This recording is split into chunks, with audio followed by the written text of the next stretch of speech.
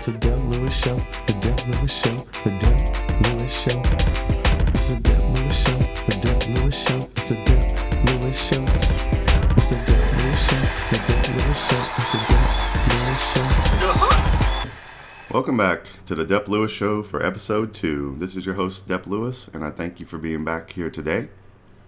Episode 1 dropped last week and it's been a huge success. My phone's been ringing off the hook. People have been banging on my door. I've been getting requests through my email. People have been bombarding me in the street saying, "Are you Dep Lewis? Are you doing that show? Are you talking about those video games?" And I'm like, "Oh yeah, that's me. No big deal. I'm just doing it. And I'm back here doing it again." So thank you for all your support. I really appreciate you listening out there. I know at least 2 people listened last week. And there are 2 people I know, so shout out to them. And shout out to any other hooligans out there listening to this video game talk. So today I have some things to talk about video game wise, and maybe a little surprise at the end to talk about some other things. But we're going to see how it goes so far. So the first way I want to kick this episode off is with some housekeeping. I've set up a whole lot of new platforms and socials and sites to display this content, so I wish you'd go follow me everywhere. The show should be Dep Lewis Show everywhere pretty much. So at Dep Lewis Show on Twitter. I've started a Patreon, so patreon.com/DepLewisShow. Right now you can sign up for $1 only. Get it while it's hot, baby. The first 100 people to subscribe to my Patreon can get in for $1, and this will grant you access to all the content always, even if there is a price hike in the potential future. You know, with all these people bombarding me in the street, this podcast could go huge. Patreon numbers could be popping, like Tim Dillon or like Shane Gillis or something like that. It's going to be nuts out there. So everyone, just go support those sites. You can find everything through my Twitter. I got a link tree set up, so it'll take you to Patreon. It'll take you to twitch.tv/DepLewisShow. It'll take you to my YouTube channel where I'm posting clips from the podcast. It'll take you to TikTok where I'm also posting clips. So please just go check out my socials and follow and like all these things. That'd be great. Hopefully they aren't bombarding you with unnecessary info. It's just going to be a means to get this show into your ears. So thank you for all of that. Please take a chance to do that when you can. And that's about it for housekeeping. We're going to be here every week with a show. We're going to talk about video games, and we're going to talk about some other stuff and just see how it goes. And I just need to get my reps up with this. I know there's some things last week that I can do a lot better on. I need to watch the ums. I need to watch the sniffs because those shits are nasty. I need to watch the coughs. I need to just try to be more cognizant of the words coming out of my mouth into this microphone. So that is the goal today, and I promise that I'm going to try to get better. That's the whole purpose of this show. So for today, we're going to get started with video games and what I've been playing.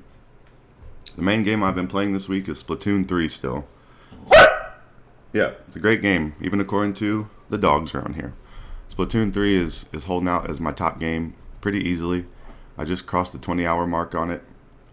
I just got to level 15 on the Turf Wars. So I'm up to level 15 on that thing. And I don't really see myself slowing down playing this. It's pretty damn addicting, these little 3-minute matches. And I'm starting to learn some of the maps. I'm really dialed into my one weapon using the splatter shot. I don't know if I'll change, but I maybe should try some other things. But I'm really feeling comfortable with the splatter shot. I just finally found out what the freshness meter is that gets shown on the menu, and my splatter shot has a 4-star freshness meter. Apparently 5 is the highest that you can get, and freshness represents the total amount of turf player has inked with it. So I need my splatter shot to be fresh as hell. You need over 1 million points to go from 4 to 5 stars though. And this will help you earn badges, to show off your skills to others. So that's a really cool thing to think about. With how much I love the splatter shot, I could also maybe try to get my freshness up on some other weapons if I want to, try to advance my repertoire of skills out there. So we'll see. It's just really cool. I've always kind of wondered, you see an 8.5 or you see a 5.0 and it's saying freshness after the match. And sometimes it's in the 11s. I'm like, what the hell is that? It's kind of easy to tell it's related to how well you're doing, but you just don't know what the payoff's going to be. So that was kind of cool to find out. Rank 15, I just passed that. And I was also reading that the first season ends sometime in November. And maybe there's like a rank 34 or 35 cutoff, possibly, for getting to like the end of the season. So that's something I want to look into this week. I don't think I have a chance at at completing it, but I might possibly do. That game came out in September. I'm already ranked 15. I'd probably have to do double work to maybe get to the end of it, so that's not the most realistic thing, especially when I'm trying to play some other games. But I really am loving Splatoon 3. It's been not a surprise for me, but I guess a little bit of a surprise. It's been a little bit of a surprise how much I like it, because I've never really been hooked by the first two. And there's been so many good games this year that's crazy to me that it's standing out that much. There's still some other titles that I want to go back to play, or some stuff I want to play, but Splatoon 3 is holding up for the Dep Lewis Show as the #1 game of 2022. And it's just a really great game. Little simple things like, these are probably in the old games, but just things I'm appreciating is, when you swim through that ink, then the sound dampens. So, it sounds like you're underwater, so all the music's dampened, and, the sounds you're hearing, it's just so cool. It makes you feel like a little ninja squid. And then another thing I was thinking about while playing this, that it's so satisfying just covering the ground with the turf. It must be a little bit like playing Power Wash Simulator, which came out on consoles in July of this year. That just seems like the silly ass game that people are playing. A Power Wash Simulator. You probably couldn't get 5 people out of 100 that want to power wash for fun, and then you can probably get 95 out of 100 people that think that game is fun. And I think it's scratching a little bit of the same itch. Obviously, I doubt it's as exciting as Splatoon or has as much style, but you're power washing things, and you're basically just washing that grime come off, as opposed to Splatoon, where you're kind of cleaning up other people's grime and then laying your own grime down. Sounds pretty grimy and nasty, but it's all good fun, all good video game fun. So I just wonder if anyone's thought about that power wash, or I wonder if there's any crossover between power wash simulators and Splatooners. That's something I was wondering. I did see a new trailer for Splatoon this week. They've announced a new trio of amiibos that are coming out 11/11/22. That's the same day as the start of this Pokemon Splatfest. So that's a pretty cool day. They're going to have the Inkling, who's yellow. They got the Octoling, who's blue, and Small Fry, and they're all available separately. I think Small Fry is one of the coolest names for a character that I've heard of in a while. Even though I immediately was like, oh man, the yellow Inkling looks cool, because that's kind of looks like my character in the game. But amiibo are always kind of fun. They're not the most crucial thing. I think there's 13 other Splatoon amiibos already out there on the market, or that have been released, and they're all pretty rare. And there's an Inkling in Smash 2, so there might be 14. So they're saying if you want to get these amiibos, you should probably pre-order them, or quickly jump when they're posted on the site to buy them. Because if history will tell, these will probably go quick, and then they'll probably be hard to find. So if you're really into the amiibos, you might want to think about picking them up on 11/11. I'm sort of thinking about picking one up. I'm not the biggest amiibo person. I have a couple of them, but getting one for a game I'm really liking would be cool. And since I'm up on the release date, maybe I can prepare or pre-order one somehow and not have to be scrambling to get one. So that would be really cool. So look out for those amiibos coming. The amiibos will also let you. There's not much to the amiibos in game. It says there's a little bit of in-game customization options available with these amiibos, which will also unlock players their own set of unique items. So if you're really into the items and the aesthetic and the looks of Splatoon, which is kind of cool, there's already a lot in there though, so I don't know. Just a little extra benefit if you have an amiibo, and then amiibos are cool just to have out, or just to collect or keep them or look at, whatever you may want to do. So just think about that if you want to drop some cash on some Splatoon. And that's really it for my Splatoon update. I'm going to continue playing this week. I'm going to maybe start talking about some of the maps I like, since I'm finally starting to realize the ebbs and flows of some of these maps, and what to do when the water level drops it brings a whole lot more turf to cover in the middle of the match. So that's pretty cool. Something to plan for. You can start covering all the walls and stuff. And another thing, like I said last podcast, I think I'm sort of good at this game. I've been getting in the low teens on kills a lot, and still being a contributor on my team. Like I got 15 kills the other day. I know I got 10, and I know I got 12, but 15, I was just. They were just all flowing right into me. I was just kind of not like spawn camping them, but there is a point in the battle where, the battle's being had. You're trying to push for ground, and I'm basically just sitting there. And these guys are just funneling down one by one, and I'm just popping them. It's pretty awesome. I was like, man, I'm a splatter in this motherfucker. So Splatoon 3, I'm just having too much fun with it. I think my main goal with my splatter shot is basically to push the line. So I'm up there trying to gain some ground and just fight the guys off. I think it's been my main purpose. And I kind of hope that's how I'm supposed to play it. I just don't know. I think it is effective because I think a lot of times our team is doing very well. I think it's just sometimes when you get teammates that aren't really playing their role or kind of just don't have a purpose in their splatting, that our team's kind of getting run over. So that does happen sometimes, but I feel for the most part I'm holding my weight. There's sometimes a few games in a row I'll feel like I'm getting worked, maybe by a good team or a good guy on their team. But for the most part, I go into these games feeling pretty confident, and that's pretty fun. So thank you to Splatoon for being a great game and for remaining the #1 game of the year for the Dep Lewis Show.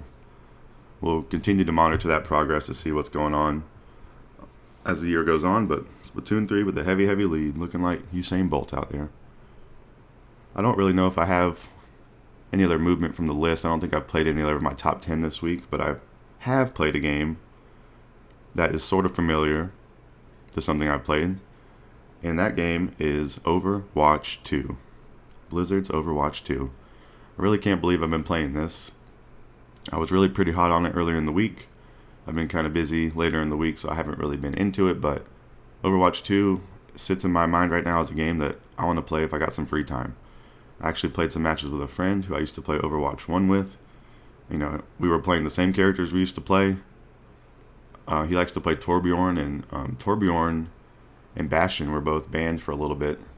Something to do with their ultimates. It was either glitching or not acting properly, so those characters were banned at some point last week. They should be back by now, but my friend, the Torbjorn player, was saying that the ultimate has changed since last time, but he and I were both saying, we're playing some of the same maps. We don't know the new characters or their abilities yet, but it's a lot of the same in kind of a good way. I mean, we played a ton of this game back when it was released. It's been many moons ago that we tried Overwatch 2, and it wasn't even like, he or I were like into waiting on the release of Overwatch 2. It just kind of just happened. It's like, okay, it's free to play now. You're able to merge over your old profile. So that was really cool. I signed in on my PlayStation. I used Battle.net and was able to log into my Xbox profile, and it brought all my skins over. So I have all my old Lucio skins that are really cool, all my legendary ones. I have cool Pharah skins. That's probably my second favorite character. So I mean, it's just nice that stuff comes over. I don't know how much skin chasing I'll be doing because they've gotten rid of the loot boxes in favor for the battle pass system. I'm not always the most apt to sign up for a battle pass. I've done it in the past, but I play so many games, it's hard to.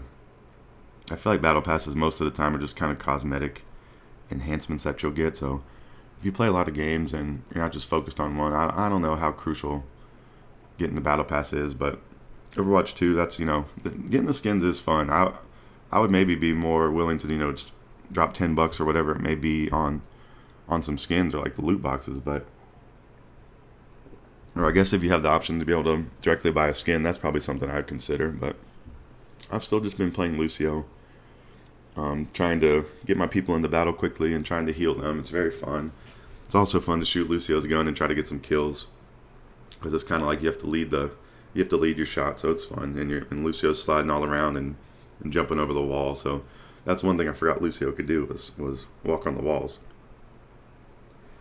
But it's been really fun. Lucio, I feel like that's a little bit more than Splatoon. Is you really want your team to be coordinated in Overwatch a little more, even if it's just picking characters or playing your role or position correctly. It's really important in Overwatch, or you're just gonna get murked.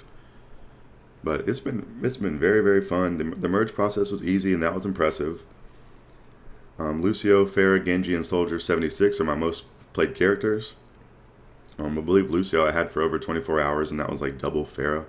So he's by far my favorite character.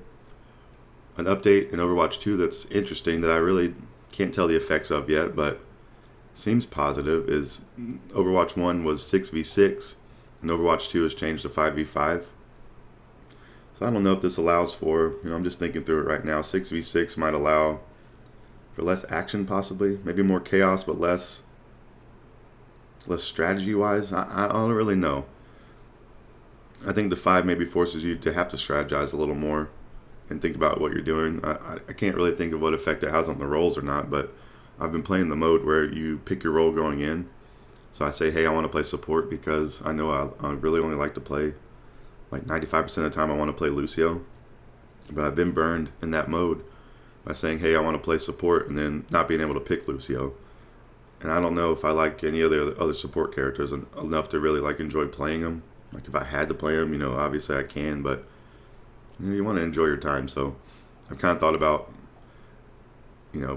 not playing that mode or possibly playing ranked, I think, which I think opens you up to whatever you want to do.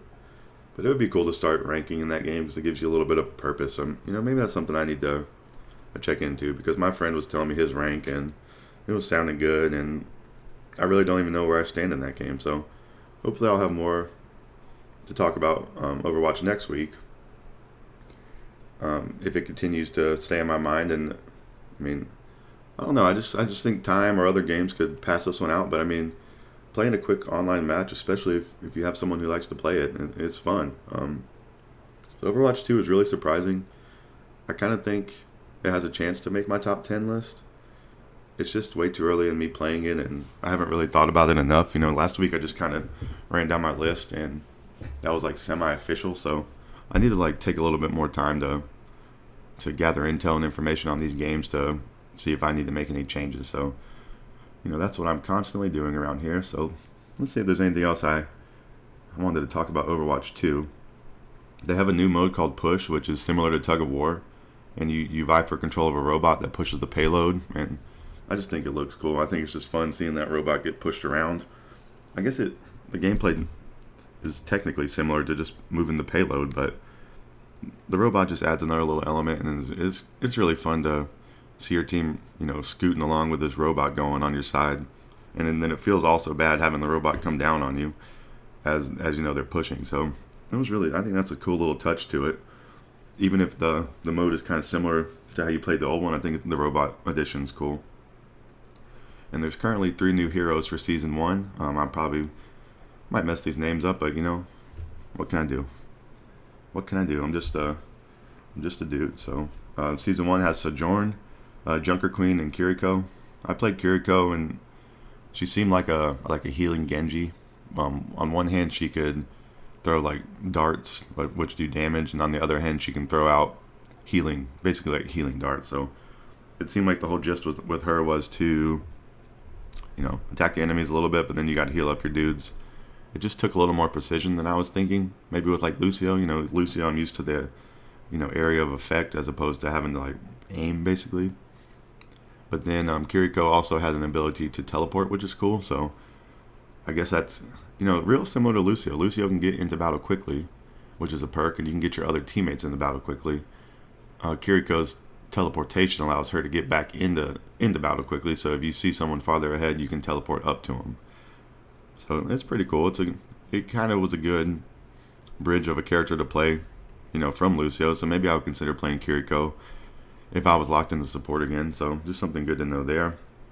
It'd be cool to see the other characters come in, and I probably have some characters from Overwatch 1, the end of that life cycle that I don't have any familiarity with. So there's a lot of Overwatch stuff that I could get into. Whether or not it'll last throughout the year for me, we'll see. But Overwatch 2, coming out impressive. I know the launch was really kind of muffled, but I'm not sitting there waiting on my console for Overwatch 2 to get released and play it immediately. I have all sorts of shit to play, so I can wait for these things to correct themselves. So they do. If they correct themselves quickly, good on the developers. 'Cause that's got to be pretty stressful. Hitting your deadline, getting your game out, realizing there's shit wrong, and if you can fix it quickly, then you're not gonna have too many gripes from me. I might just gripe a little more if it's some game that I've really been anticipating and expecting to be really, really high quality. Then that would maybe sour me a little bit. But something like this that was just a out of left field surprise that I was going to be into it. I wouldn't be guess I'd be trying into this. So Overwatch 2, I really can't complain too much about that. It's been really fun. So go try it out. You can play it on any console. Sign in through your BattleNet and you can play anywhere you want. My friend's actually playing on the Switch, and I haven't heard any negatives about that besides just normal things people can think of the differences between a console and the Switch. Just a little bit less power to run the game. It's just probably just running a little bit less efficient, but I haven't heard him complain. He's been playing a lot of it and more of it than me, so seems really cool. Overwatch 2. We'll see if it's going to make the official Dep Lewis game of 2022 list. So there's a little teaser for you for the year. Overwatch 2. Another game that is on my best of the year list, I believe was number 3. It was in the top 5. It is Vampire Survivors. It's been the most popular game on Steam recently, and was the most popular game on Steam Deck in September. So when I was saying they should give a free Steam Deck out to anyone who buys this game, I'm going to hold true to that. I think they should. I'm going to be looking for mine in the mail. Another Vampire Survivors now too. So this is bad news for everyone who didn't adopt early. That game will break your bank for $4.99 now. They've raised the price. I don't know when they raised it, but I believe it was $2.99 when I first purchased it. And this game is still labeled early access. I was thinking maybe with the price increase that they've officially released the game, but it doesn't look like that's true to me. So, these prices are a moot point with this game. $4.99. I think I said last week I'd play $30, which is probably a little bit hyperbole, but totally anywhere under $10 or $15 seems like wonderful value for this game. Like maybe even $20. There's a lot of indie games. There's a lot of smaller games or games that are released that aren't, full-fledged $70 console games that get released for $20, $25. Like that TMNT Shredder's Collection's $25. Neon White's $25. I think Cult of the Lamb was $30. So Vampire Survivors being sort of simple, I can see it costing less, but it is fun as hell. I've actually bought that on. I've created new profiles for Dep Lewis Show everywhere you can think of. So I have a Dep Lewis Show on Xbox profile. I have a Dep Lewis Show on PlayStation profile. I've created a Dep Lewis Show Steam account. So I repurchased Vampire Survivors, so they have gotten $2.99 from me, and now $4.99 from the Dep Lewis Show. So I bought that on the Dep Lewis Show Steam account so I could stream from there and show you guys what I'm playing. So I just wanted to have separate accounts for the Dep Lewis Show so I could possibly stream if I wanted to, and you can just keep it easy to find all my content in one place. So I actually did stream Vampire Survivors last week for an hour, just kind of trying to test out the system. So it works very easily. I downloaded OBS to stream. It fed right into my Twitch. Pulled Vampire Survivors up, hooked up my Bluetooth my Xbox controller in, and I was playing. And I think I'm gonna try. I'm just thinking of my Dep Lewis plans. I think it would be cool to have I don't know if I want to dedicate a night or be specific on any of these things, but maybe stream once a week or something, and it'll be something like stream a game I'm into, like watch me play Vampire Survivors for an hour. It's really easy to do that for me now since I've got it on my computer. I got OBS, and I can just get on there and stream, and you can check it out.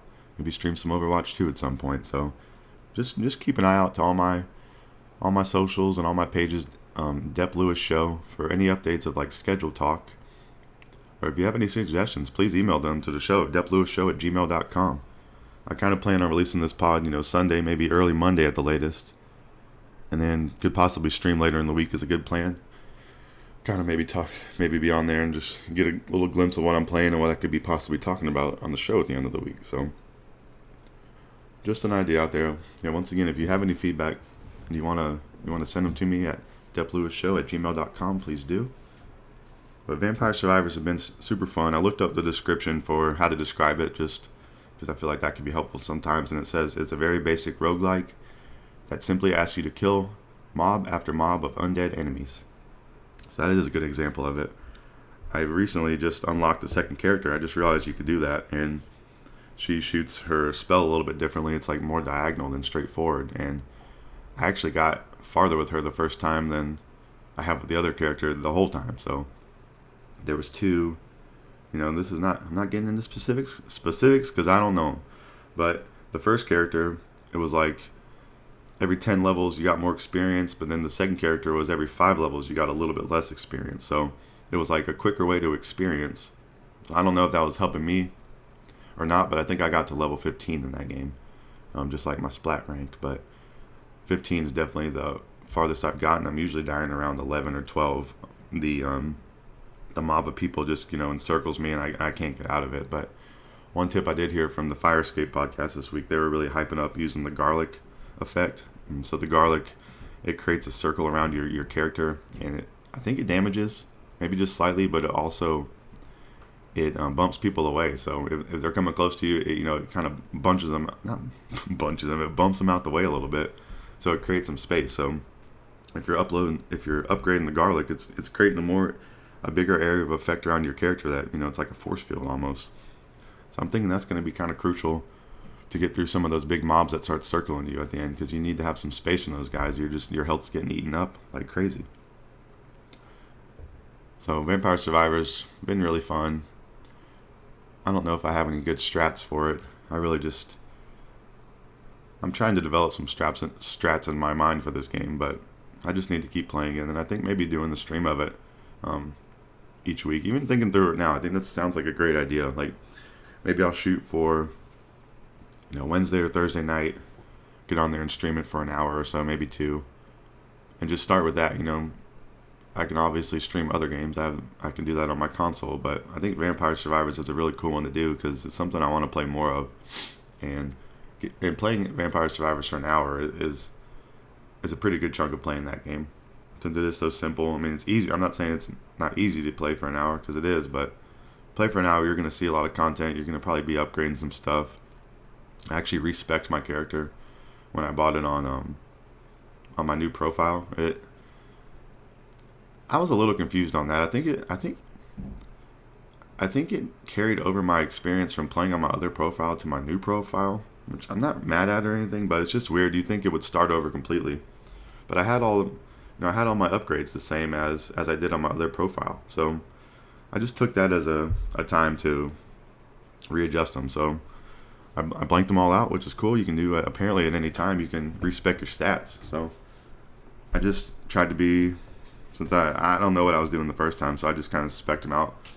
I was feeling a little bit more appropriately this time, so that was a cool option to do, and I can do it at any time. So at some point during the week, I may want to look up, what I should be shooting for. I'm no expert, so I can use all the help I can get from the interwebs. Vampire Survivors, I highly recommend it, even for $4.99.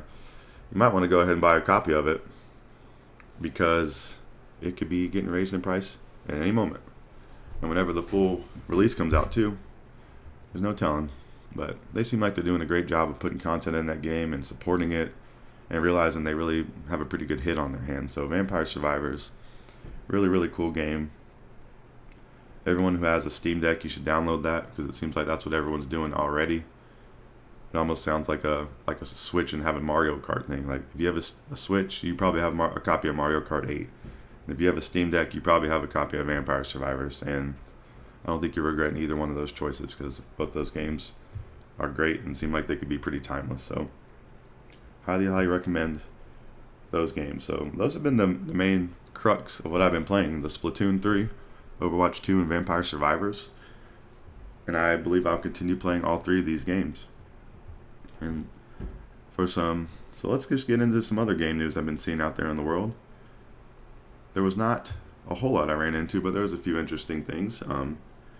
Cuphead is getting a physical retail edition release, and so they dropped a Cuphead physical retail edition announcement trailer this week. Cuphead's a beautiful game. It's brutal and hard, but it's really fun. I have it on Xbox, and I played it when it released. I never beat it because I'm a noob, but I played a good bit of Splatoon. And this year they dropped the DLC, the Delicious Last Course, which has been talked about for I feel like years. People have been waiting on that. And it's only $7.99, I believe, is the price. So that's something I just have on my list of, I want to buy that DLC at some point and get back into Cuphead a little bit.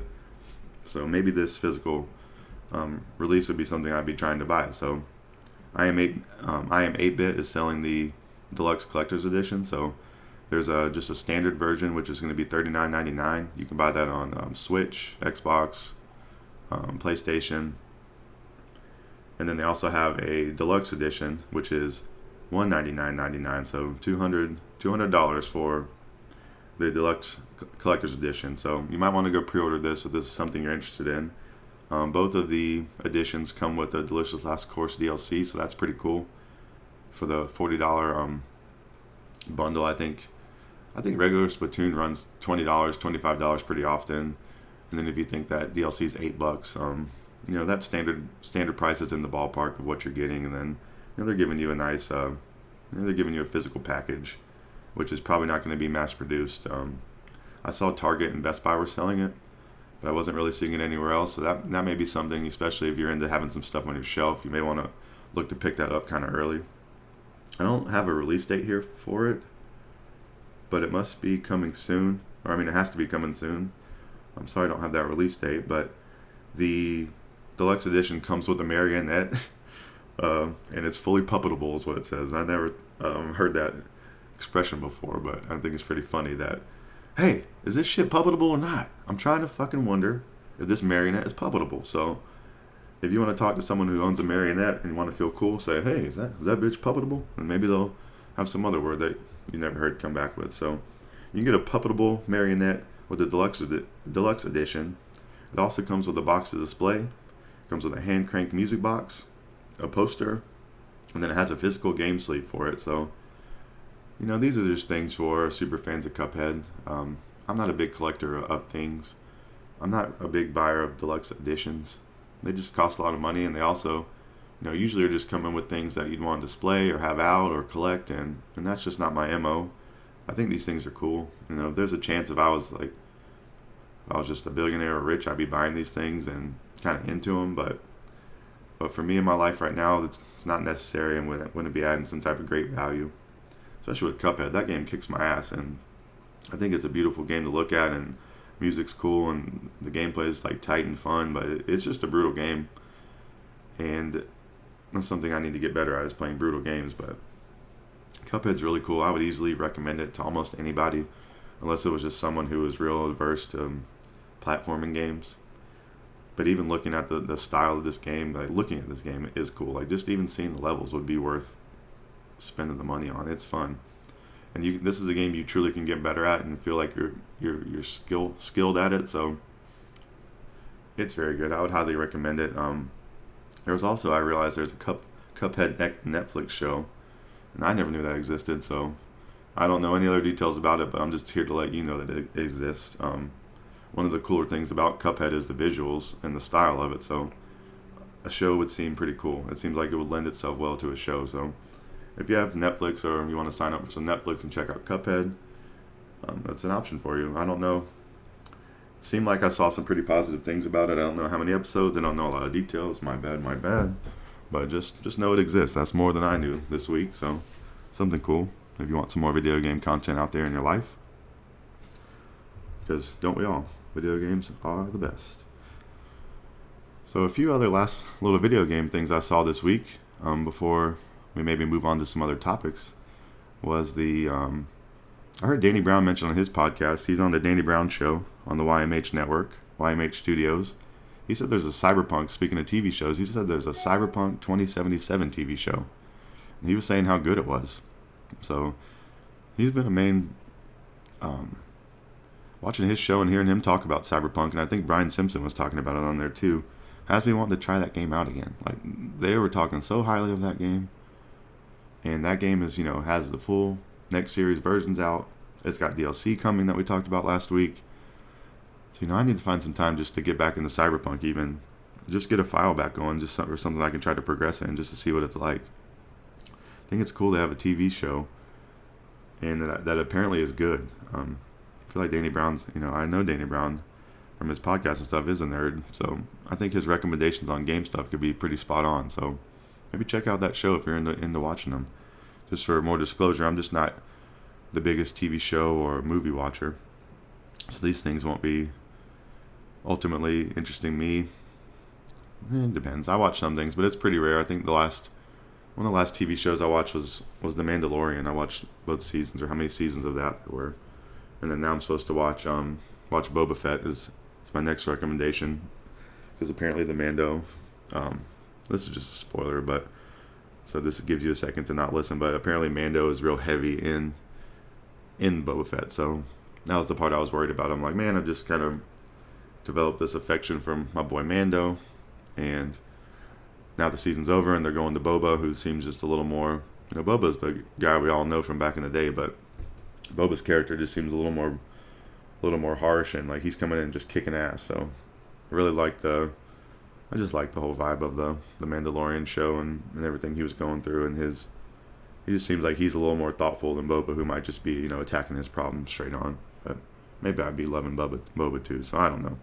That's just a show I got on my list of things to watch if I ever want to. I also watched a Bayonetta 3 trailer. This game has really just been. I don't know why I'm hyped up for this game. I've never really even played the first or second one. Which I was saying last week, I want to play those first if I was ever going to play 3, but I'm really enjoying seeing the content for 3 pre-release. It comes out on the 28th of this month, so it's a great game to buy right before Halloween if you want to be a witch and kick some ass. The trailer was just super cool. Every time I watch these trailers, though, it just makes me realize I'm going to get my ass kicked, but it also makes me realize it would be cool to control the character amidst all that action. There's shitloads of stuff going on the screen, like she's fighting on the back of a moving airplane. I think that was from one of the older games, but you're just fighting these big, insane, like set piece battles, and it's just not like other things I've seen style wise. So it seems like it would have to be really fun to play. So Bayonetta is something I have on my wish list. I own a copy on Xbox, but my thoughts on this are, if 2 and 3 are available on Xbox or other platforms, that maybe I should just be all in on playing this on Nintendo just to be for the familiarity's sake. So right now I'm looking at the store. You can buy Bayonetta 1. Bayonetta 1 actually has a physical release coming out. I don't know if it already is out or coming, but they have a physical box release for Bayonetta 1, which is cool, and it's $30. So that's an option to buy. You can buy that on the Nintendo store right now too for $30 for a digital download. Or you can buy, it's either $50 or $60 will give you the Bayonetta 1 plus 2 bundle. So that's probably the more economical thing to buy, especially if you plan on getting into Bayonetta. It's just to go ahead and buy the 2-game combo. But, having options is always cool. People have different amounts of times, different amount of money.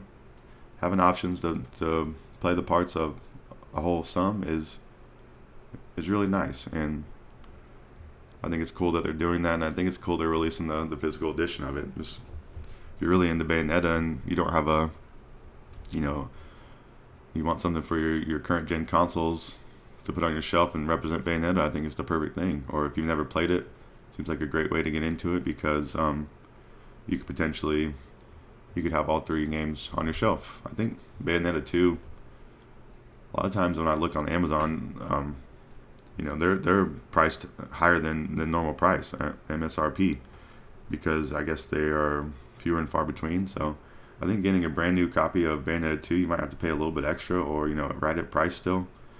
I'm sure you could find used copies, but it just seems to me, from when I look at games, Bayonetta 2 is a little bit of, not a harder release to find, but if you want a physical copy, it might take a little bit longer than 2 seconds to find one. So there's something to keep in mind with Bayonetta 3 coming out. So Bayonetta 3 comes out 10/28. I probably won't be playing that, but there's a slight chance I can get into Bayonetta 1 at some point. But just fun to keep up with. Really happy for everybody who is caught up and been waiting for that. I know Bayonetta fans are pretty I don't know what's the word for a heavy fan of something, but Bayonetta fans are really about it. Or they're about that Bayonetta life. And Bayonetta's one. I know it's not one of the bigger franchises Nintendo has, but I mean it's a Nintendo franchise at this point, and they're making the 3rd one, so it's obviously selling. And it'll be fun one day to maybe talk on the podcast about Nintendo, like overall sales figures for their games. But Bayonetta is definitely a big franchise and one that people are looking for, and you got to imagine there will be a Bayonetta 4 at some point. That seems like a foregone conclusion, but you never know. They could mess up 3. I think I've heard that there's some different people who have been creating 3, or different people involved. So there is a little bit of worry, but from what I've seen, all the pre-release stuff, it's looking like it's tracking to be Bayonetta like everyone expects. So another cool game on the horizon. All right, the last video game thing I saw this week that I want to talk about is just something really brief. I saw Vinny and Brad from Nextlander. They were playing this game called Grounded. It is a first and third person co-op survival game developed by Obsidian, and it is a game. And this was fully released on September 27th of 2022. It came out in early access of July 2020. So people have been playing this for a minute, but it sounded like Vinny was very hype on this. Vinny had been playing with his family, he said. So he said I think he has 2 children.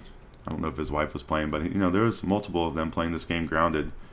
He was saying they were, he had one of his kids on the Xbox, one was on the, they were playing on different consoles in the house all together. So they were really enjoying their experience. Vinny was kind of showing Brad around in the stream I watched, and it was crazy. They were getting it. So the whole theme of this game, from what I could tell, is you're grounded, and what that means is it's like that movie back in the day that you might not know, but Honey, I Shrunk My Kids.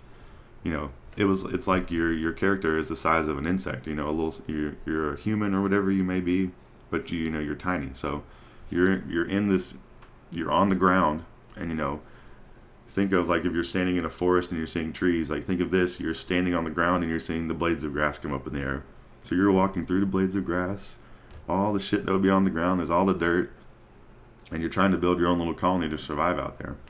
So it looks a little bit Minecraft-y, just from my limited knowledge of Minecraft. But I've seen the Giant Bomb guys, stream their Minecraft. I don't know what you call it, your fortress, or their group they would build. They'd build like an area to hold it down and build whatever they wanted. So this whole game seems like that, and there's survival elements in it. So the survival elements are you're on the grounds and you're looking out for insects and other things coming to try to kill you. So there's spiders, and you don't want to post up your camp next to a spider or to the ant mound. There's spiders that'll come kill you. Some of these battles I saw them having with these one insects were tough. So it was a little bit horrifying watching them play this game, just from the perspective of you're tiny. You feel like you're a shrunken person playing this game, and then that it forces you to be scared of insects, which are scary as a giant person. I'm not into bugs; they creep me out, but I'm a giant person, so I can stomp them out or whatever. But if you put me on the level playing field with them, I'm gonna be shitting my pants. So this game seemed cool. I don't know if I would play it, but it was just something I wanted to highlight out there that looked fun. It could be fun if you have a group of people, or like Vinny was playing with his family even. So it seems like this can be enjoyed by old gamers and young gamers. So just a cool thing if you want to try that out. It's called Grounded. I would maybe finish. I watched about half of their stream. I might watch a little bit more just to see what was going on. But they were trying to build their little colony and chop down grass and get resources. And Vinny's character needed to eat when I was watching, and it was fun. They had posted up too close to somewhere, and then they had to move all their shit, and it was funny to watch. And I'll just maybe expect to hear some more about that out in the video game world, since it's fully released. So it's been a pretty great week for video games. In this upcoming week, I can see myself playing some more Splatoon. I need to kind of get playing more Splatoon, playing more Overwatch, and playing more Vampire Survivors. I haven't been really making any progress on any of my story games. So that's kind of something that's always in my mind. I'd love to have a story game going right now. So I'm just trying to think through that. Maybe something I can stream. I'm kind of thinking about starting Miles Morales on the PlayStation 5. Since I've beaten Spider-Man 2018. And Miles Morales is something I've owned and just never beat. So that could be a cool one to get into. Those games are the first game was very fun. Very, very easy to get into. Very easy to keep up with. And I think it could be something cool to stream. So I'm going to think about that as well this week. And I don't believe there's any releases coming out that I'm really clocking. Nothing I'm trying to buy. So I'm just going to be backlogging all week. Maybe trying to get into some more Overwatch too. So once again, if you have any video game questions, any video game thoughts, please send them to DepLewisShow@gmail.com. That's all I have to say about the video games for today's episode. So we're going to take a short break, and then we're going to get right back into it with a little podcast discussion. So please hold on, and we'll be right back.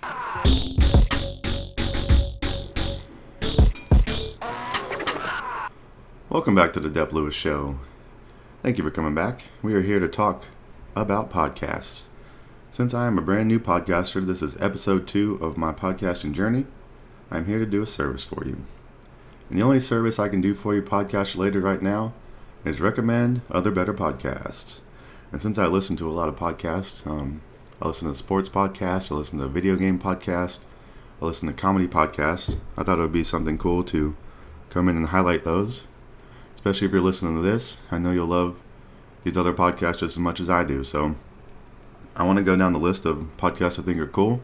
And at the end, I'm going to give you my top 10 podcasts that you should listen to. Just for full disclosure, the top 10 won't be in any type of order. I just picked out 10 that I think would be the hardest to pass up if I was listening throughout the week. So, most of these podcasts are released weekly. Some drop a bonus episode on Patreon. I subscribe to Tim Dillon for that. So that's already maybe a good indicator of where the Tim Dillon podcast will be. But I want to go down the list here and highlight some of these. I watch most of these on YouTube, so there's a video component to a lot of these podcasts, but they're also available audio only if you want. And then some of these put extra episodes on Patreon. So if you are interested in any of these, please go check out their pages and see where they're offering their podcasts. But most of these you'll probably find on YouTube or just any of your normal podcast apps you use, like Apple Podcasts or Spotify. So these should all be very easy to find, and most of these are probably things you've heard of before. So let's just get right into it. So we're going to start with the bottom section and just go over podcasts that I would highly recommend. There's nothing on this list that I think is bad. These are all things I listen to, regularly or semi-regularly. So I can recommend all of these pretty confidently. It just kind of depends on your taste and what you're into. So I'm going to try to go down the list and give you a synopsis of these great podcasts. So a good started off, it's called Game Scoop. It's a podcast. It's an IGN show. It's a weekly show about video games. I listen to quite a few of those. So this is like an ancillary one for me. If I've listened to my other podcasts during the week, or if it's been like a particularly heightened news week for video games, maybe I'll want to go listen to Game Scoop. If I've listened to all my other content, I'm just not as familiar with the host of this. So a lot of podcasts, even mine, are giving you takes on things that happen during the week. So there's going to be some overlap within the genre if you're listening to multiple pods. So sometimes you got to pick and choose your battles there. But Game Scoop is a great podcast to listen to, so go check it out. Another podcast, we're going to get into the YMH Studios, which is run by Tom Segura and his wife Christina Pete. But they do Your Mom's House podcast every Wednesday. Shout out to the Jeans. Garth, where the body's at. Keep it high and tight. You better know that your problems make Tom's dick soft. You got to check in on Fed Smoker, Robert Paul Champagne, your boy Unc Shine going ay ay ay. So I'm not going to say anything else about Your Mom's House. Go watch it. It's hilarious. Tom Segura also does Two Bears in One Cave, and that comes out on Mondays. That's Bert and Tom. That's Tom and Bert. One gets drunk and the other wears a shirt, and that is 100% a good podcast to listen to. They sometimes have guest bears on there, and recently they had Duncan Trussell. They've had Greg Fitzsimmons. So sometimes when Bert or Tom are out doing their shenanigans out in the world, they'll have someone else fill in, and that can be fun too. But Bert and Tom are a great combo, and they're fun to listen to, and a good way to start your week if you're trying to have some laughs with those fools. So Two Bears in One Cave is a great show. Another good comedy podcast, I believe this comes out on Sunday evenings, is We Might Be Drunk podcast. That's with Mark Norman and Sam Morrill. They're both stand-up comedians. I believe they both would call themselves New York comedians. Mark Norman is very funny, and so is Sam. You can catch those guys guesting on other pods. They have specials out there that you can watch. I know Sam has a new Netflix special out there that I haven't watched yet, but I would like to.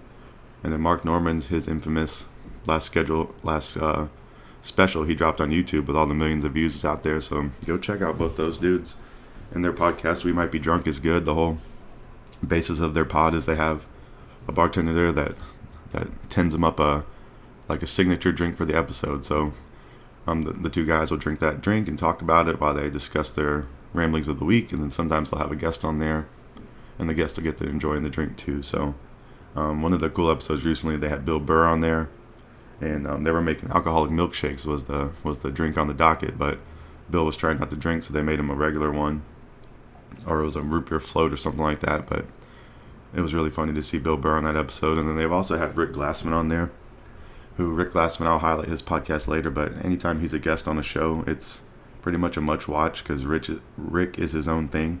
So he's a good example of whenever he goes onto your show, he's like bringing that show into his world a little bit. And Rick's world is all over the place, and it's interesting and it's kind of unpredictable. So I feel like he is a great guest on shows as well as hosting his own show. That's great. So we'll talk about that one a little bit later, but just wanted to highlight some of the cool guests on We Might Be Drunk.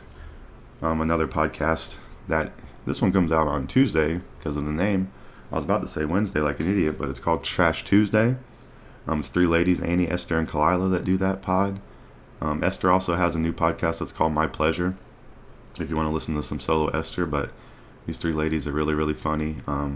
They drop once a week, and they're just talking about their life. They sometimes have guests like comedians on there. They're really fun to watch, and I would just highly recommend that one. That's a great podcast, to mix in with other things. I do a lot of sports and video games, and I do a lot of comedians, a lot of male comedians, so it's nice to have a podcast with some ladies on there. Get the lady perspective on things.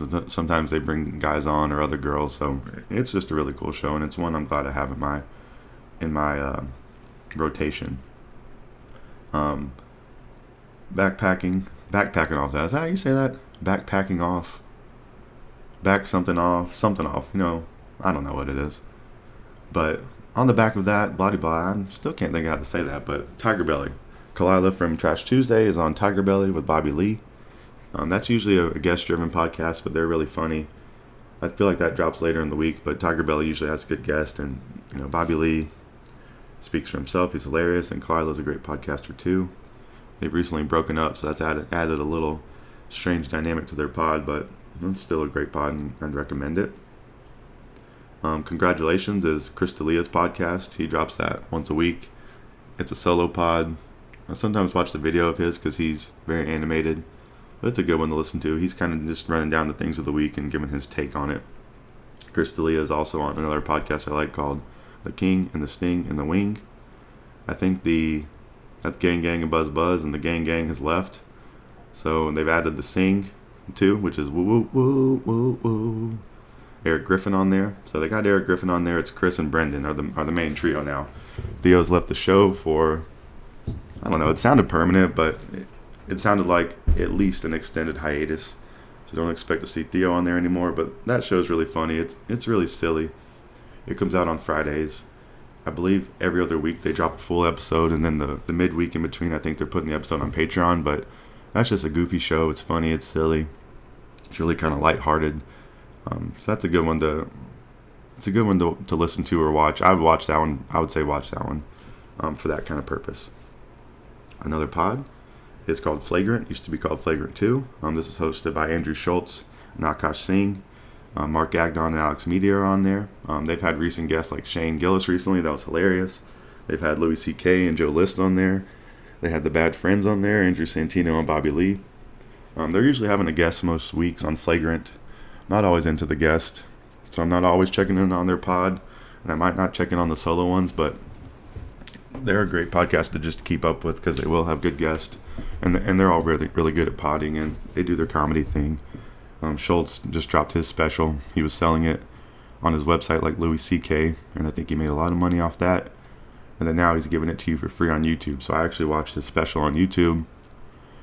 I think it was called The Infamous, and I would recommend it. It was, especially being on YouTube. I mean, thank you, Andrew, for doing that. I always appreciate a YouTube special, especially when it's not, I don't know, I guess it's probably a dated thing to think a YouTube special would be any less quality than another special. So I think it's just a good sign of the times, and, we're bridging up the gap between, we're getting great content on YouTube and we're getting it for free. I think Andrew did the smart thing about, selling it exclusively first and making his, so he has, a figure of what he's making, and then he's putting on YouTube and expanding the audience. So it seems like a really smart tactic, and those dudes seem like they do the internet right. So go check out Flagrant. I know they have a big Patreon, and they drop an extra episode once a week on there. So go check the boys out. Another guy I spoke about was the Sing from earlier, Mr. Woo Woo Woo Woo Woo. Riffin' with Griffin, another great pod. He does it solo. He's recently had his wife now, his Boo Thang, Rachel on there, who we got married to. So she'll come through and guest on there. And just, once again, it's nice to see a lady on some of these things. You get all these male comedians I listen to. It's nice to get a little female touch and see them act differently. You can see Eric with his wife on the pod, as opposed to Eric on The King and the Sting with those dudes. So it's just funny to see. And his wife's really funny. She's just not a podder. His wife's actually a model, which is cool. So shout out to Eric Griffin. He's very funny, and he's a gamer too. So he's a good one to highlight on this pod. I know he streams on Twitch a lot. Eric Griffin Gaming, I believe, is what it is. So go check out Griffin. He's a comedian. If you don't know, he was also Montez from back in the day on Workaholics. So he's an actor. He's a podcaster. He's a gamer. He's a husband. He's really great. I really enjoy watching Griff. His show during the week, I don't always listen to it. I like to listen to his initial banter, but then he likes TV shows and movies a lot and Marvel stuff. So he'll review the recent shows that have come out. I feel like he keeps up with them pretty good. So I listen to him sometimes, but I usually don't know what he's talking about or don't have interest in the show necessarily. But if you're a fan of Eric and you are an avid TV watcher or movie watcher, I think his pod would be a great one for you, because he's gonna break down his thoughts on it, and he's really great. Next pod is called Are You Garbage? This is by Foley and Ryan, the international businessman. So the whole crux of this pod is they have a guest on. I think they do solo ones with themselves sometimes, but their main thing is to have a guest on, and they're going to go through a whole litany of questions, and by the end of the pod, they're going to determine whether you are garbage or not. So they're asking you questions like, have you ever had a family member represent themselves in court? They'll ask you, what did you used to eat for lunch when you were in school? Did you pack a lunch? Did you go to lunch? Did you eat Lunchables? They're just trying to figure it out. They're asking if your parents are divorced. Tell us about yourself growing up. Tell us about your first car, first job. They're really asking you all these questions that are very, very random, but can kind of give you some insight into their upbringing. So it's really funny. They had Danny Brown on there recently, who I really like, Danny Brown, and he was hilarious. Danny was trying to defend his garbageness from the beginning. He wasn't trying to defend it. He was just being like, dude, I know I'm garbage. Let's just keep talking. But Danny Brown, I think he's one of the greatest things kind of going in podcasting right now. He's killing his own show. He's killing his guest features. Just kind of like his rap game, I guess. But Danny Brown, man, he's killing it. Are You Garbage has a lot of other people I like on there for guests. Most of them are probably garbage. I think Rick Glassman got classy, though. But Rick's episode was really good. They had Ali Makovsky on there, who I really like. Tim Dillon was on there. Giannis, Pappas. They had Louis C.K. and Joe List. So you're seeing some of my recurring favorites throughout some of these podcasts that I'm highlighting as guests and things like that. But Are You Garbage is really, really funny. The guys by themselves are funny, and then their interactions with the guests are really cool too. So check them out. Whiskey Ginger is the one hosted by Andrew Santino. It's really great. He usually just is interviewing someone. He says all of those guests are his favorite, and this time he means it, so you got to believe him. So he really likes a lot of people. So Whiskey Ginger, go check out Cheeto Santino. And then next one, there's a new pod called Two Comics and Two Cigars. It's hosted by Ari and Robert Kelly. So the whole theme of this is always going to be two comics, and they're always going to be smoking cigars. Ari's been doing some kind of, he was just filming episodes out in the streets of New York, basically, and wind was blowing over their camera, and they're really trying to make it happen, and they couldn't light their cigar, but Ari's hilarious. And Robert Kelly is someone I'm just getting introduced to, and I watched him on Giannis's podcast last night. Giannis has a podcast called Long Days, which we'll mention later, but he had Robert Kelly on there last night, and Giannis is a much watch for me during the week, and then I think that was the perfect time for me to see Robert Kelly, because I feel like a lot of these comedians I like and podcasters I like hold Robert Kelly in high regard, and I just don't know why. But I watched that episode last night, and he's hilarious, and I'm learning he's a comedian from Boston, and he apparently was in jail a lot because he was young, and Giannis was telling him that he's one of the most smart people he knows, so he's really good at knowing about what people are feeling and thinking and their motives, and I guess kind of equate that to street smart. So Robert Kelly sounded kind of interesting, and might be something I'd like to see more on Two Comics, Two Cigars. I guess I need to go watch him and Ari and see how they're doing, if I liked Robert and Giannis. So Two Comics, Two Cigars, go check them out. Another podcast, one of the bigger ones in the world, is the Joe Rogan Experience. Joe Rogan's controversial dude to many, but his podcast has a lot of great guests that I like Tim Dillon. They do the Protect Our Parks podcast, which I think has had 4 or 5 of them, which is Mark Norman, Shane Gillis, Ari Shafir, and Joe Rogan. Not Joe List, but Protect Our Parks podcast is funny because they're all shitting on Ari. He was being serious and sincere about, he was trying to save some park in New York and was trying to like advocate for it, and they were really giving him a lot of shit. And like, I think the park ended up not getting protected or whatever, so they troll Ari with that title. And anytime those guys are getting together, they're getting smashed, and the podcasts are just fun to watch. It's just kind of fun. They're just getting smashed and cracking wise, and they had Ari on there throwing up, and they're doing Bud Light drinking competition, so it's that kind of stuff, but it's funny. And and then they did their Sober October one recently where they had Tom and Bird on there, and Ari as well. They've had Tony Hinchcliffe and Hans Kim, and they've had Louis C.K. and Joe List recently on the Joe Rogan Experience, so Joe Rogan's always getting mega guests. It just depends on which ones might suit your tea, so check out Joe Rogan if you'd like. Another video game pod is the Kind of Funny Games Daily. I got turned on to this from Janet Garcia from MidMax. This is a daily podcast, I believe. But this podcast feed is always being updated, which is cool. They have a schedule throughout the week of who's going to host, so they have different hosts for different days, which is neat.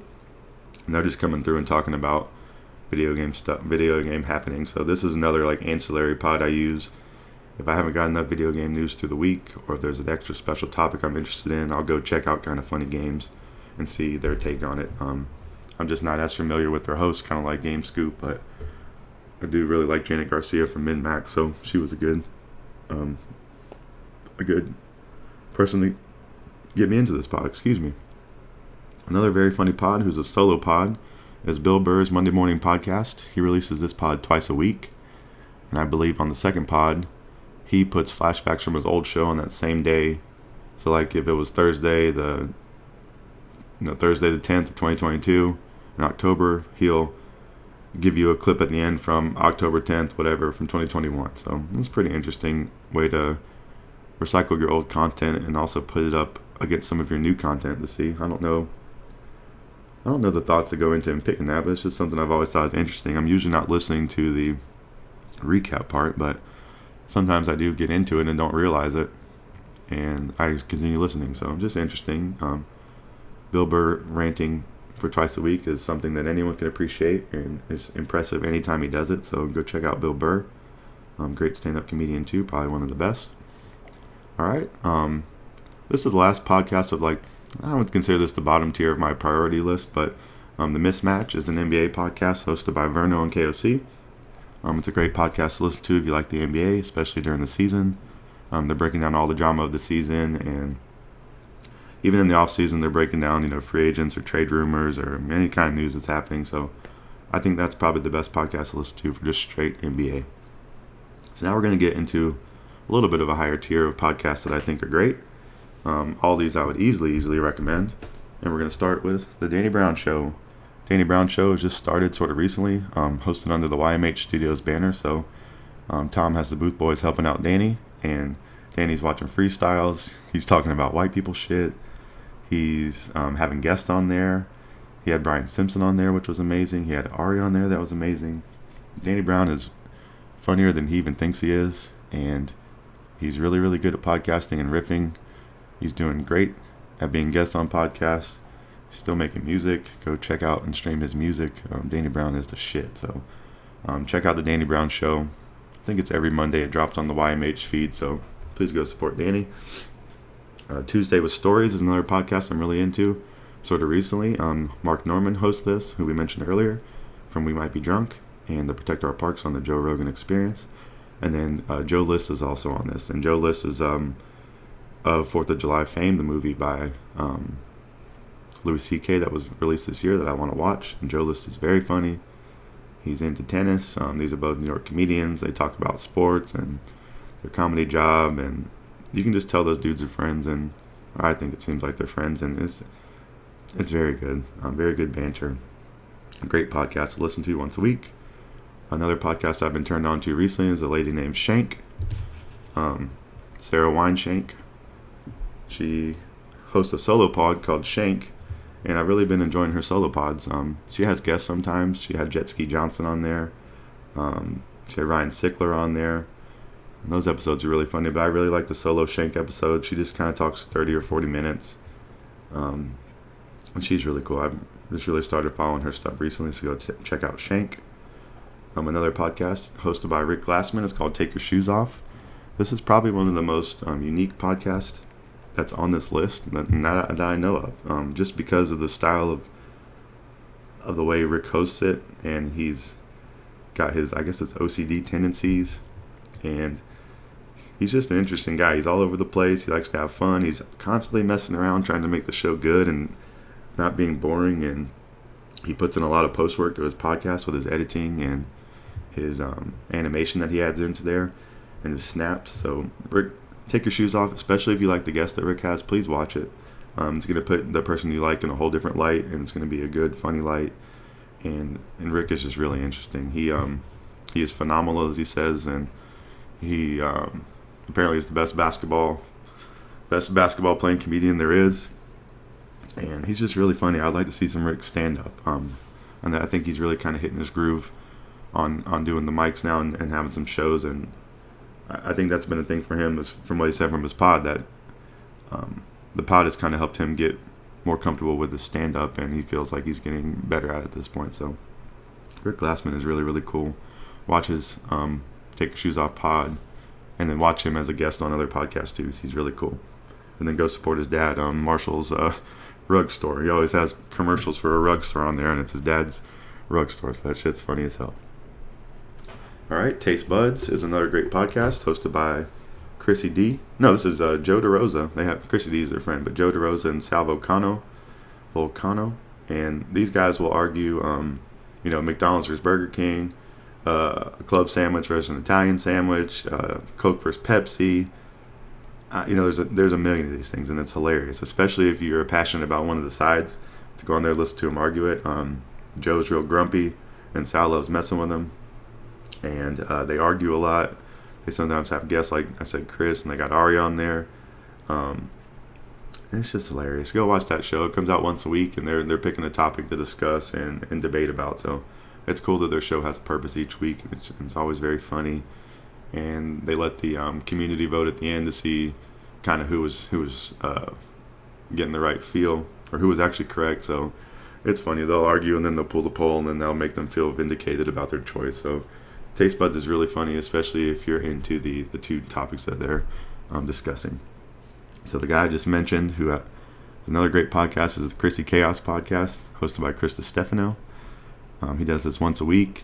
He does this sort of solo, but he usually has people in the room with him, like Homeless Pimp, and sometimes he gets his let's get this right. It's his transgender Puerto Rican brother-in-law, or it's his wife's cousin or something. But TT Jerry is a national treasure, and very, very funny to see on Chrissy's show.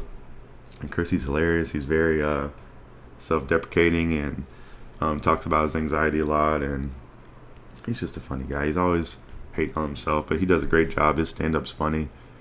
He's on another podcast coming up that I like, and he's a great guest on pods too. So Krista Stefano, go check him out on his Chrissy Chaos podcast and his other podcast he guests on. I'm actually trying to go see Chrissy in December, do a show, and that would be really cool. It'll be my first time seeing him do stand-up, so that'd be awesome.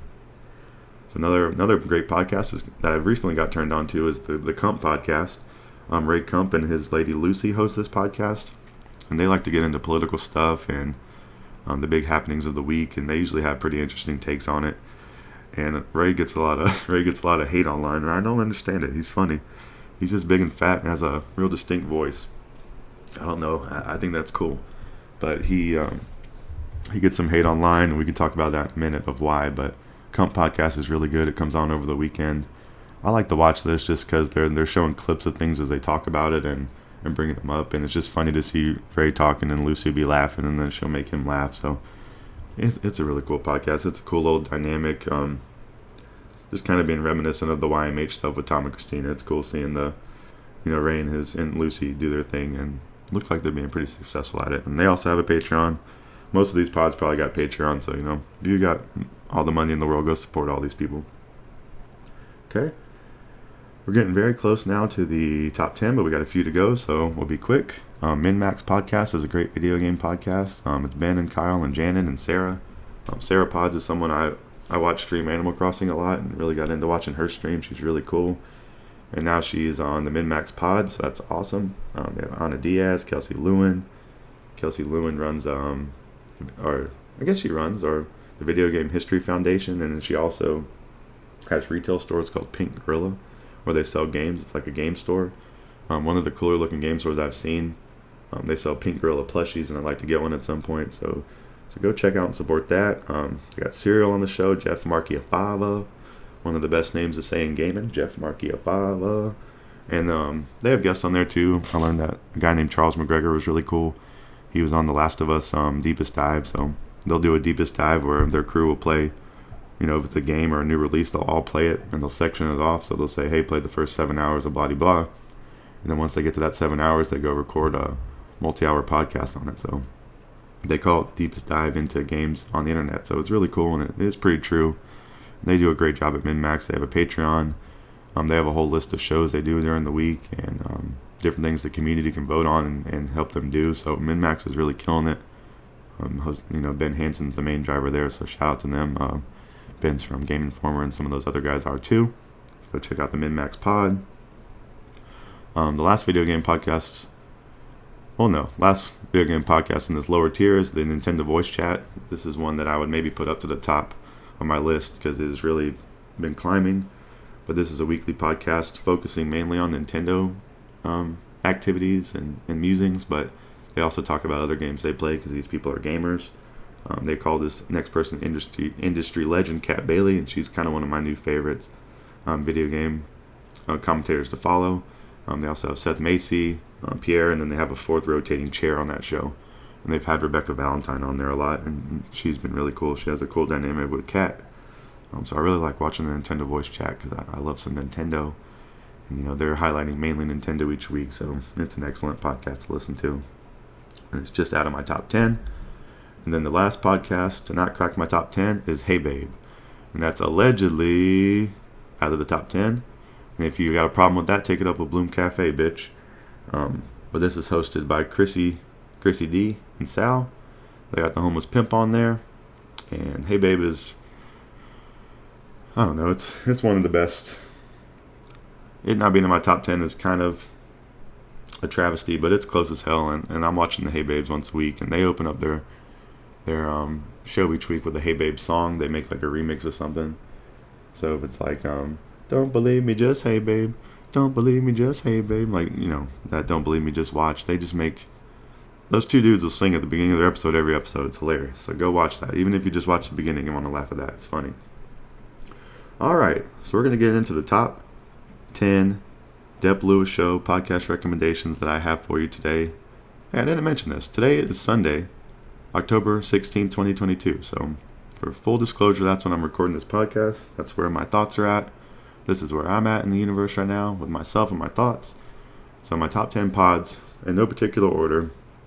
We're just going to go down the list. We're going to talk about them a little bit, but these are all the ones that I highly recommend. These are all the ones that I'm not missing throughout the week. And these are the ones that I think are the greatest. So we're going to start with number 10. It's going to be This Bitch. It's a new podcast I'm listening to with Sarah Wineshank and Kim Congdon. I mentioned Wineshank's solo pod Shank earlier, but I like this one for the most part better because it's got Shank and Kim on there. They also talk to their producer Xavier, which Kim calls Xavier a lot, so I always kind of wonder if he has a beef with that, but it doesn't ever seem to be a thing. They just talk once a week about things going on in their life. These two are comedians. They did a live pod episode that was funny recently. They were eating those nasty jelly beans and doing the hot chip challenge recently, so they're trying to find funny things to fill their show up with, but they are funny just listening to them talk regardless. So it's kind of like in my mind, it's like the lady version of Hey Babe. So that's why they cracked the top 10 over the Hey Babes for me just a little bit because I need some ladies in my podcast, and I can't just be listening to a whole bunch of dudes all the time. And those two are perfect at it. So go listen to This Bitch. I think their podcast is one that's kind of on the up and up, and I think it should be on the up and up. So go check them out. Number 9, another duo podcast, Matt and Shane's Secret Podcast. This is one of the bigger Patreons out there. Matt McCusker and Shane Gillis. These two dudes are very funny. Go follow the bros. Their intro video to their podcast is one of the greater things I've seen. They'll pick us. Their theme song is the Wild Wild West, from Will Smith, the Wild Wild West. We're going straight through. But it's like a little clip from that, and then they post clips of like stuff that's going on during the week or stuff they think is funny. Matt and Shane, go listen to them. The next two podcasts are both video game podcasts that are my favorite podcast of all time is the Giant Bombcast. That is no longer a podcast I listen to because pretty much the entire original crew is gone, including my favorite. So I don't have any ill will there, but this is also people leaving there have also spawned new podcasts that I really love now. So that's the next two I'm going to highlight. So that is the Nextlander podcast, hosted by Vinny Caravella, Brad Shoemaker, and Alex Navarro, formerly of Giant Bomb. They do this show once a week. And I would say this show is probably it's the most reminiscent of old Giant Bomb that we can have these days, because it's three of the guys on there. You know, they're talking about the games they're playing, they're talking about the news, and they're talking about random things. They have a good YouTube channel. They're streaming a lot of games. So if you want closest thing to the Giant Bomb experience from past, I would say would probably be the Nextlander podcast. And then the next pod here is called the Fire Escape Cast.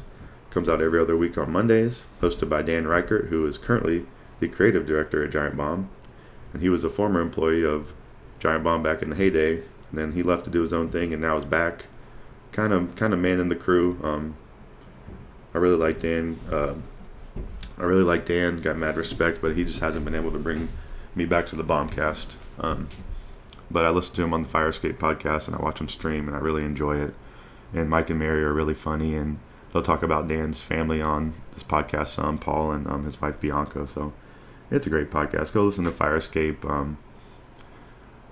They troll the shit out of each other. Mary and Dan kind of fight sometimes, and then they both kind of gang up on Mike. So it's really, really funny, and they do some great video game talking. All right, so the next pod is the last sports podcast on this list, but it's my favorite one, on the Bill Simmons podcast. It comes out twice a week. They always have great guests. They talk about some gambling stuff, which is interesting to me. I love when he releases it on a Monday because you get the recap of the weekend's games. And I think Bill is one of the best people to listen to talk about NBA that I know of. So the Bill Simmons podcast is really, really great for any sports season, but particularly NBA. And then his NFL stuff has been really great too. So go check out Bill. All right, in the top 5 here, this is my favorite video game player, podcaster of all time, Jeff Gerstmann. He started his own show recently this year when he exited from Giant Bomb. It's mainly a solo show, but he's been having some guests on there too, to supplement. But Jeff can talk for hours about video games, and it's interesting. And he's just easily my favorite video game talker. I like watching him talk over streams. I like watching his streams. He has a Patreon. I think you should go support him. He has some cool tiers on there. And he's just really getting started. And I just wish his solo ventures the most success. And I'll keep listening. So that's the Jeff Gerstmann Show, I would say. The best video gamer out there that I know of. All right, so the last 4 of these are all going to be comedy podcasts. Starting with Bad Friends. It comes out on Monday. It's Andrew Santino and Bobby Lee. And they have Rudy on there, and they have Jet Ski Johnson sometimes. They used to have Doc as a little recurring guest. Bobby and Andrew have one of the better dynamics in comedy. They're just nothing but fun to watch. That show is just fun. It goes by so quickly every time you watch it, and I can't recommend it more. Those two guys are killing it, and they also have their own other pods they do that I've listed on this list, so just please support those guys. All right, another podcast I mentioned earlier in the show is Long Days with Giannis Pappas. Long Days, I love it when it's just Giannis and Jared Harvin on there. But I love when Giannis is the focal point and Jared pipes in. But they sometimes have really cool guests. Like I just mentioned, they had Robert Kelly on there that I just kind of got turned on to him. He had Jessica Kirsten on there recently, who's a very funny comedian. And Giannis is one that I wait for his show once a week, and I make a point to watch it over the weekend. It's usually kind of like a Saturday night show I'm watching if there's nothing else I'm doing. So Giannis, Thank you for all he does. He has a Patreon. He drops a second episode each week too, so please go support him. And his theme song is one of the greater songs in podcasting. And the name is long, and the news online, it goes on and on, what's right and wrong. Here's a Greek kid, bitch, you can trust. The Greek kids, so go listen to the old Greek boy Yanni Long Days. Go listen to him. It's a great podcast. I'm trying to think what else I have to say about Yanni, but he's too funny. He does that character Marisa from back in the day. And I just got put onto that song, That's It. If you haven't seen that on YouTube, please go listen to that. It's like one of the funnier videos, like comedian videos I've seen of like music videos. And I know all the lyrics to it. And he wants you to eat a fantastic, massive cheese sandwich and then do gymnastics. And that's it. So that's it. Listen, go listen to that shit. That's it. Number 2 is a podcast and a live show. And I would say it's more of a live show than anything. This would be a podcast that I would recommend that you watch the video version of, if possible, probably more so than any of these, and that is the Kill Tony Show. That is a once-a-week live comedy show hosted by Tony Hinchcliffe and Brian Redband, who produces it. And they'll have a famous guest, a comedian on there, to sit on the panel with them. And basically the whole theme of their show is they shoot this live podcast in a comedy club in Austin, Texas, and they have comedians put their name in a bucket for a chance to get pulled out to come do 1 minute of stand-up comedy on the stage in front of Tony Redband and the guests. And so they'll do their 1 minute of comedy, and they might bomb, they might surprise you and be hilarious, and then after the fact, they get an interview time. So Tony's going to interview them. He's going to try to find something interesting about them. Even if their set was terrible, he tries to pull it out of them. And it comes on every Monday night. It releases at 9 a.m. on YouTube, and they will tease the guest usually either late Sunday or Monday morning. You can know who the guest is just from checking out the YouTube channel. But regardless of the guest, you should watch Kill Tony every week. It is way too funny. They have recurring comedians that come on there like William Montgomery and David Lucas and Hans Kim, and those guys will come through and they have a fire minute of comedy every time. It's amazing. I found so many people I like from this show, and I can't recommend it more. It's a show that I'm usually, if there's some Monday Night Football going on, I'm usually watching it Monday night as it comes out, or I'm watching it Tuesday. It's like one of my more enjoyable things to watch during the week that I'm looking forward to is the Kill Tony Show. I would love to go to it in person one day, and that's a goal of mine. I don't want to be on the stand-up show. I mean, it would be very, very cool, but it would just be cool to go see the atmosphere there. They have a great band on that show. Sometimes if the comedian comes up and they say, hey, what are your other special talents? And they go, hey, I'm a drummer. They'll have the guy compete against the drummer in the band as a drum off, and they'll say that if he wins, he can have the job, and they got to switch jobs. There's just too much to even. It's just too good of a show. It's so impressive and so good, and I kind of caught on to it during the COVID pandemic, and I've watched every week since then, and they're worth going back to watch. But it's something great to keep up with each week to see how it keeps progressing, and really love Kill Tony. Can't recommend that enough. And that brings me to my favorite podcast, the podcast I need to watch every week. I pay for the Patreon, so I listen to it for a second time each week, is the Tim Dillon Show. I know I talked about this last week. I know I mentioned Tim some throughout this today, but the Tim Dillon Show is the funniest show in comedy. It comes out Saturday night. Usually something I watch Sunday morning. Have some coffee, have breakfast. Watching Tim is the best thing. It's another one of those podcasts that you feel like it's 5 minutes, but he goes for an hour or whatever. He recently lost his producer from the show, and the producer is leaving to go do different things. So Ben Avery is no longer on the show, so that's added a new dynamic to this.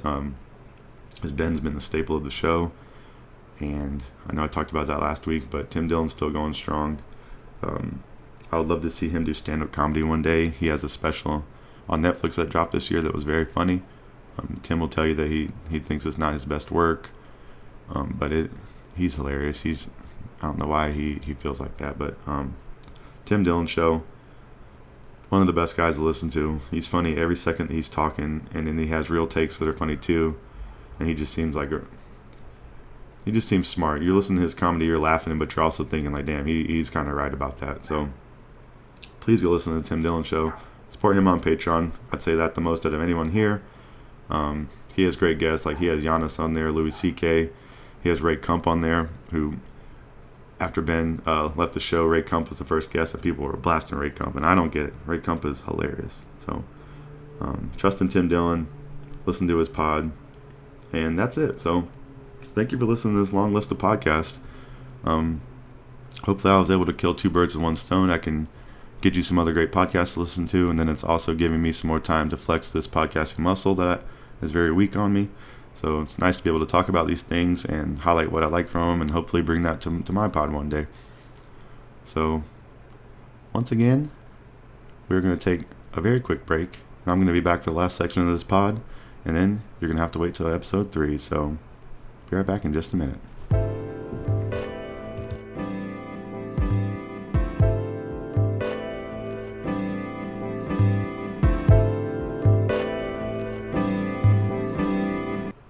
Alright, welcome back to the last section of the Dep Lewis Show. This is the sports section, so this one will be a little bit quick, but I got some things I want to say.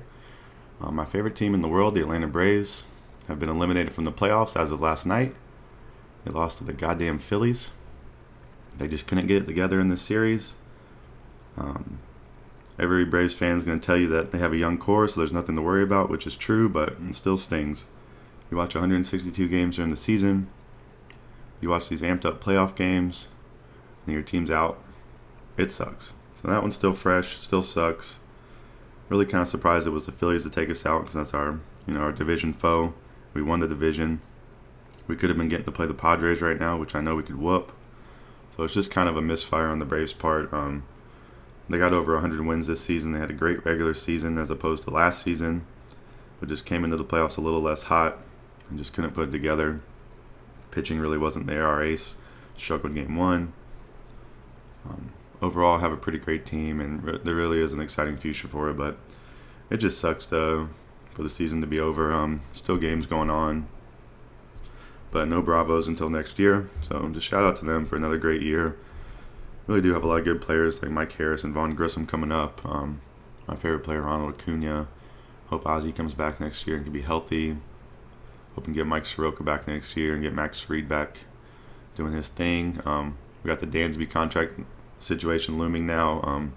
Braves need to sign a shortstop, whether it's going to be Dansby or someone else. So that's kind of the main thing to look at in the offseason. But other than that, the Braves should be back next season as we know them, with hopefully just a few upgrades. I would take a few less regular season wins for a longer playoff run. And I think we'll be back in the mix next season, but, can't win them all. So go Braves. Thanks for all the good entertainment this year, and I'll be watching in March when the season starts. So counting down those days already. So go baseball. My other team that I follow is the Carolina Panthers. Matt Rule got fired. He went 11-27 during his 3 seasons. The team was 1-4 to start his 3rd season. They've had no playoff appearances. He has 4 years left on his 7-year contract, and he's still owed around $40 million. So that was a mishap if you've ever seen one. He coached at Temple and Baylor back in the day, so most people think he's going to go back to college. So I don't know. They got Steve Wilkes stepping in to take over for this week against the Rams and for the rest of the season, apparently. David Tepper, the owner, has given him no promises if he will, be a candidate for the job, but hopefully if Steve Wilkes can get this thing turned around, he would be a candidate. I'm just a little bit worried about my team cleaning house, possibly trading Christian McCaffrey. I'm trying to get draft picks, or maybe trading DJ Moore, Brian Burns. That would really, really rub me the wrong way and grind my gears, but I've already been burned with teams before, so that's just how it goes. But that's kind of the main thing I'm watching. I kind of hope they can get some semblance of a positive season going, so these guys aren't going to be getting shipped or dealt, and then I'm going to be having to try to find new favorite players on my team, or my team's be going through a rebuild. So just crazy. But back to Matt Rule, he's had 5 starters as he was there: Teddy Bridgewater, Cam Newton, Sam Darnold, P.J. Walker, and Baker Mayfield. P.J. Walker should be starting today, so I wish him all the most success. But I really think the Panthers need a tight end. They need some tight end play. Would be helpful amongst many other things, but that's the one thing I can pinpoint that I think on their offense that they're lacking, minus quarterback. But this team has a lot of players I like. I like CMC, I like DJ, I like Robbie, I like Timo, I like Icky. Brian Burns is probably my favorite. I like Derek Brown, Ioannidis, Shaq, Luvu's been killing it this year. D-Jack, Xavier Woods has been a great addition, and J.C. Horn's been outstanding. I mean, I don't know. They might be a good thing that the coach got fired because you're not using your assets effectively, but we'll see. Carolina Panthers haven't been too good for a little while and are last in many offensive categories, so that's going to be a tough hill to climb, but we'll see. I'm going to watch them today around 4 o'clock. And that is it for me for sports. Finish up watching these NBA playoffs, see if my Panthers can do anything this season, and then we got my basketball team's the Hawks, so they're starting pretty soon too. Don't have the highest hope for them this season, but we'll see. I love watching some sports like I do playing some video games, so it's going to be something you hear me talk about. And that is actually going to be all you hear me talk about this week, because that is the end of the Deputy Lewis Show. The Dep Lewis Show. Deputy is what my mom calls me when I'm in trouble. But thank you for listening. I'm going to be back next week with another episode 3. I had a fantastic time doing this. I hope you had a fantastic time listening. Please follow me on all sites, Dep Lewis Show, mainly on Twitter. Follow me on Twitch, follow me on Patreon, follow me on YouTube, follow me on TikTok. Follow me everywhere you can. Listen to my podcast on Apple, on Spotify. Rate it 5 stars, give me a like, leave me a comment. Send any emails or questions or feedback to DepLewisShow@gmail.com. And just thank you for listening. And I'll see you next week. Have a great week, and peace.